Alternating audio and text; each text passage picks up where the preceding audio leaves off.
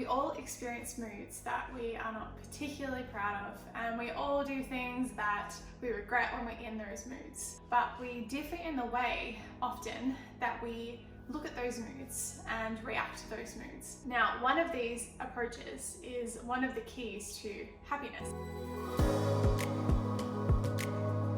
I know that sounds like a big call, but stay with me. So essentially, when you accept a bad mood and you allow it to pass through you, you are essentially accepting your whole self. When you do the opposite, when we push those feelings away and we say, I don't want to feel like this, I only want to feel like this, or I just don't want to feel like this today.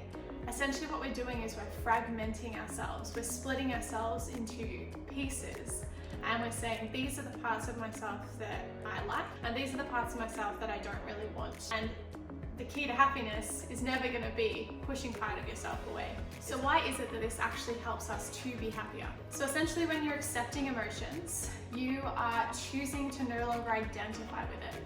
You're choosing to see it as an experience rather than something that you are, which means that you can watch it and allow it to pass. What can you do if you just cannot find a way to accept bad mood? The first step is increasing your self-awareness, and to be able to be aware of your thought patterns, if you haven't done that before, is you need to find a way to pause and just kind of slow down, which allows you to step out of the experience of the emotion and see it for what it is. And then from there, you can actually go into thought watching and watching what thoughts are coming through as you're experiencing that mood. I'm just gonna leave you with this final thought. It is an analogy that has really helped me. It's this pendulum theory. It's attached to a fixed point and it swings back and forth, yeah?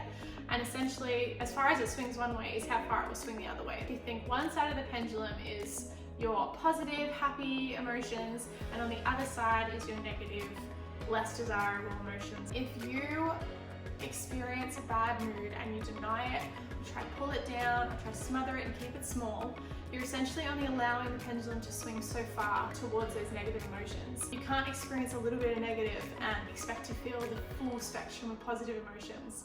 So by allowing yourself to fully allow that pendulum to swing as far as it needs to in the negative zone, it also then allows that pendulum to swing so much far back onto the other side. So you're getting into the realms of, bliss, ecstasy, and like really, really high levels of happiness.